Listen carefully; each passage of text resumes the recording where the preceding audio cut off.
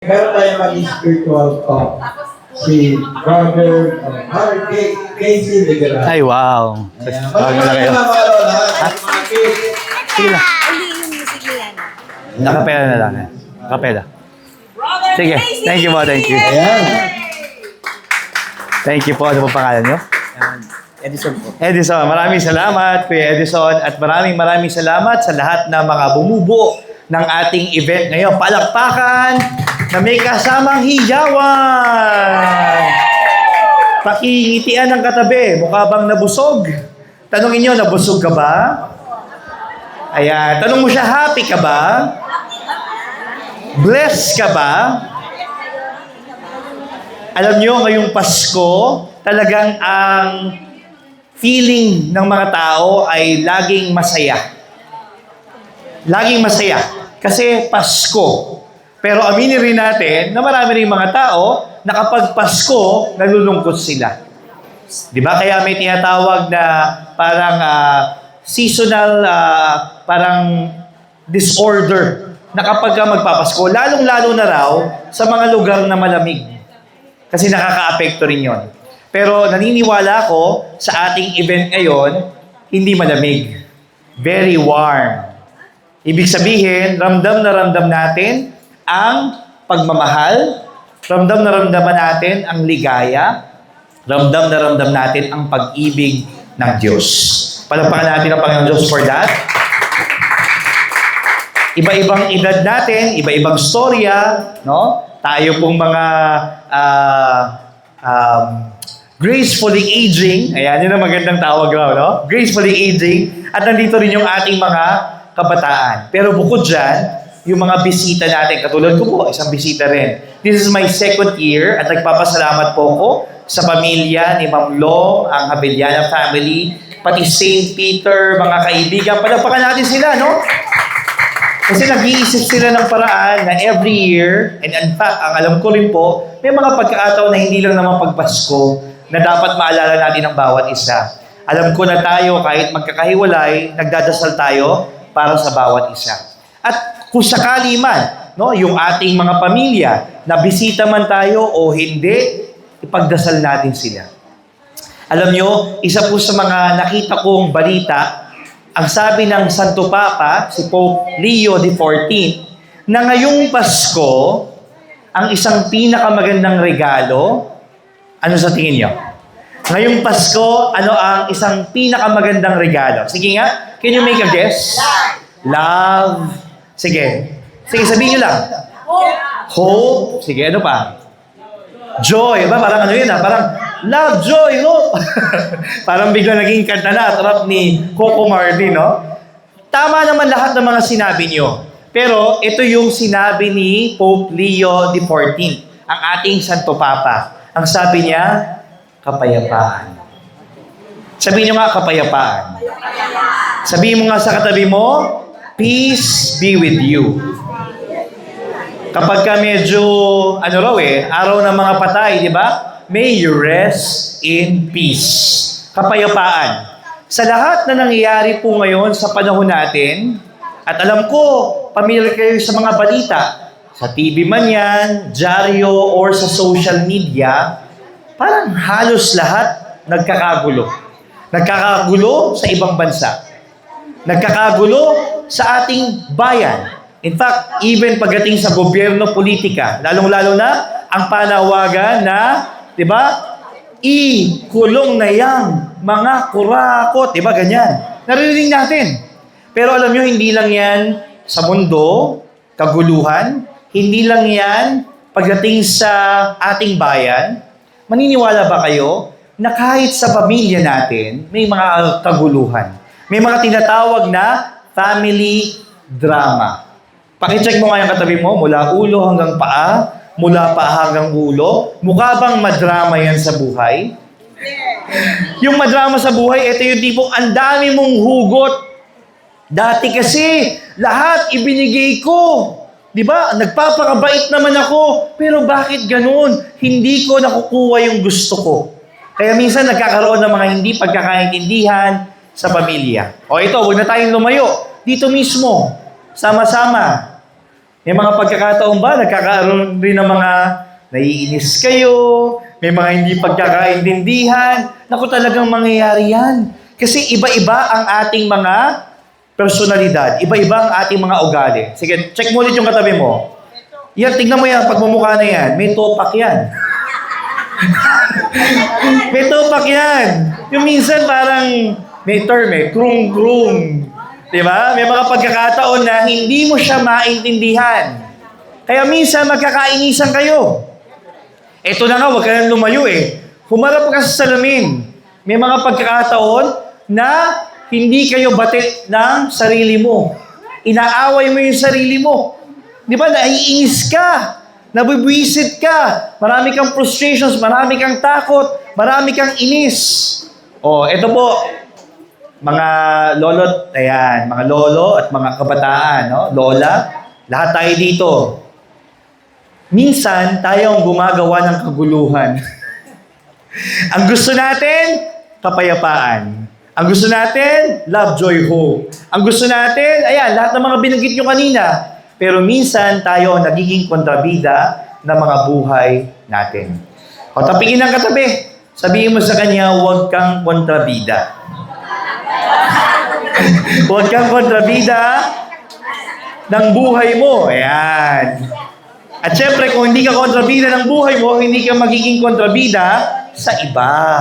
Kasi minsan ganun raw Either biktima ka, kawawa naman ako. Ngayon lang Pasko may nakaalala sa akin. Di ba? Biro mo, may nakaalala na, nagtatampo ka pa. Ang tawag doon, tampururot.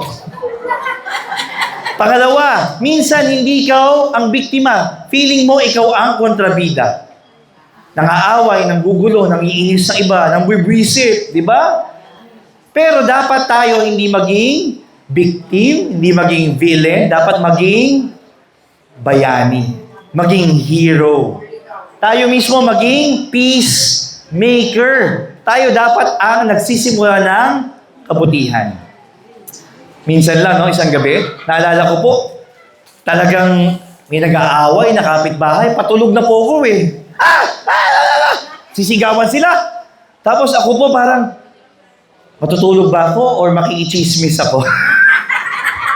Tapos ito po, hindi ko napigilan ang sarili ko. Talagang nakinig ako ng mga pinag-aawayan nila. Nag-aaway, nagsusumbatan. Ang tawag po doon, hindi hysterical. Ang tawag doon, historical. Alam niyo yung historical? Yung inuungkat yung mga nangyari sa nakalipas. Ibig sabihin, ang tagal na nangyari, hindi pa nakapagpatawad. Ito po ang malungkot, mga kabataan, listen to this. Habang nag-aaway silang mga matatanda, umiiyak yung mga bata. Lalo po kung nakichismis, nakimarites. Hanggang saan kaya ko lang gawin, hindi na po ako manghimasok, hindi na ako makisangkot. Alam niyo ang ginawa ko? Tanungin sa akin, 1, 2, 3, go! Pinagdasal ko sila. Pinagdasal ko sila. Kasi may mga away na hindi ka pwedeng basta-basta papasok. Kasi hindi mo naiintindihan. Nung ko lang napakinggan Buti sana kung kakilala ko sila. Ang kaya ko lamang gawin ay ipagdasal sila. So, just before I finish this part at tatawagin ko po yung aking wife at ang aking anak, na si Milen at si Yana, may handog kami sa inyo na kanta. Gusto ko po sabihin sa inyo na ito.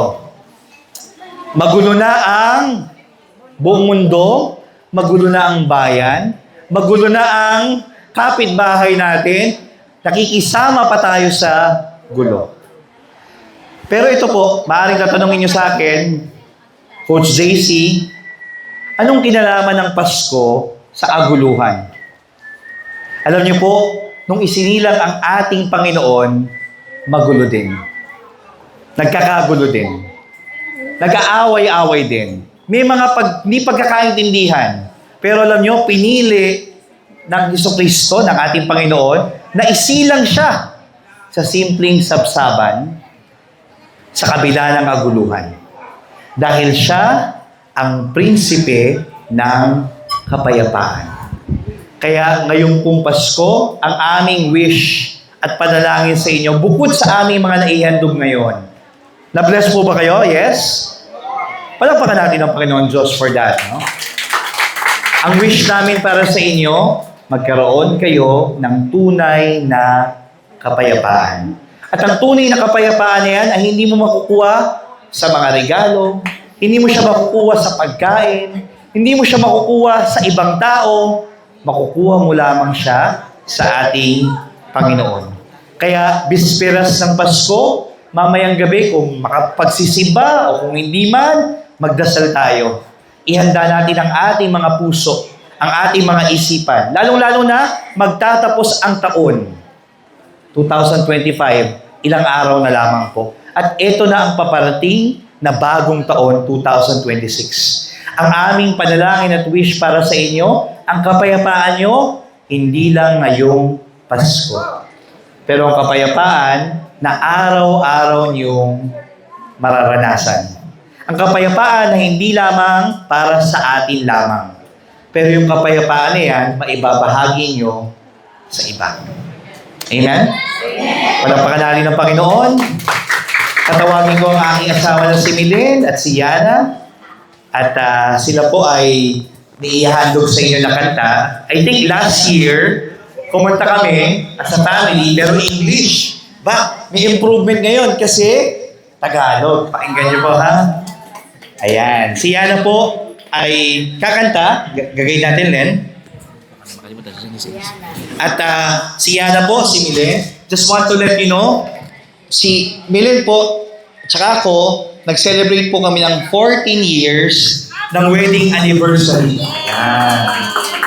Si Yana naman po, kakatapos lang ng first communion at kakaselebrate lang din po ng kanyang 9th birthday. Ayan.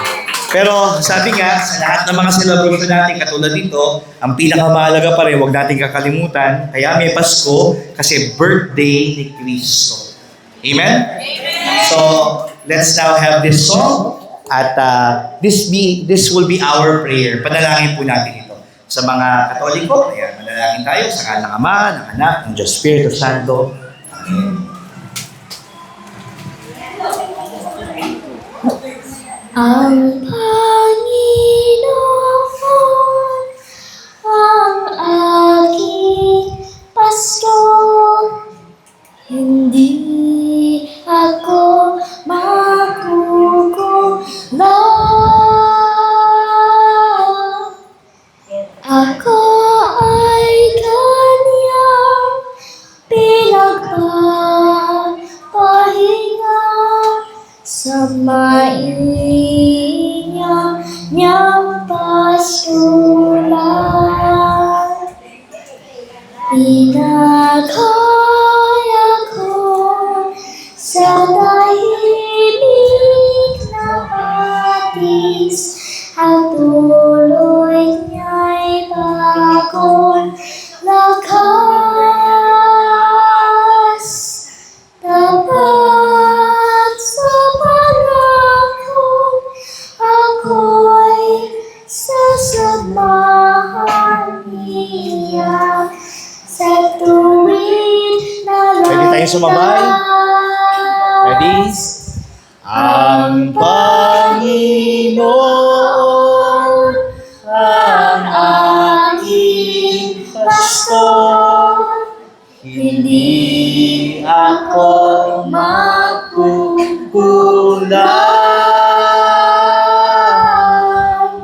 Ako ay kanyang pinagpapahinga sa mainyang niyang pastulan. At may puno sa dilim ni Kali, hindi ako mangangamba.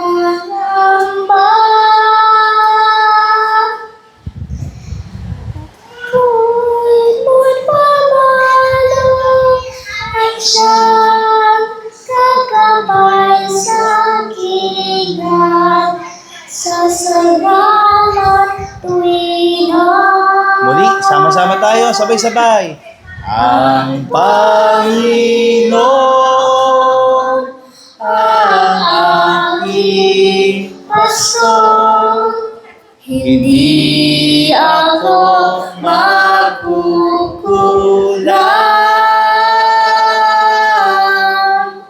Ako ay kanyang pinagpapahinga sa mainang niyang pastulan. sa mainang Niyang pastulan. Manalangin tayo sama-sama. Ilagay ang inyong mga kamay malapit sa inyong puso, sa inyong dibdib, at pakiramdaman ang tibok ng puso.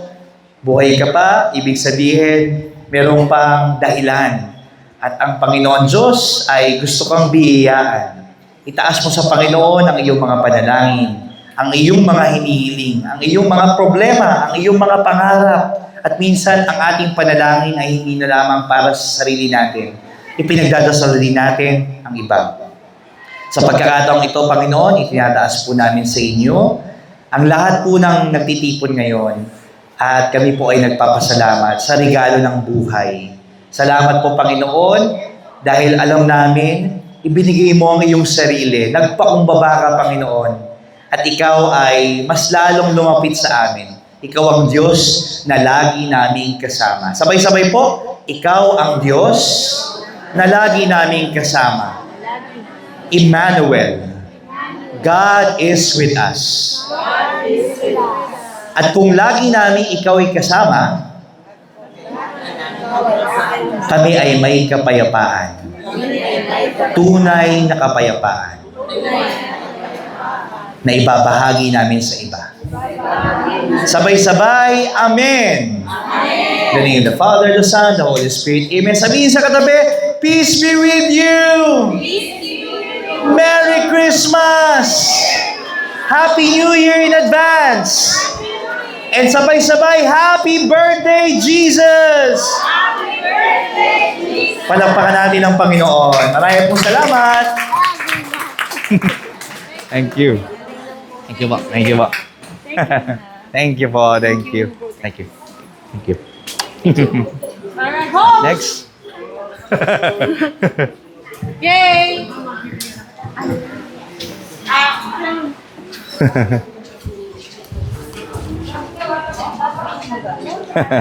Thank you po.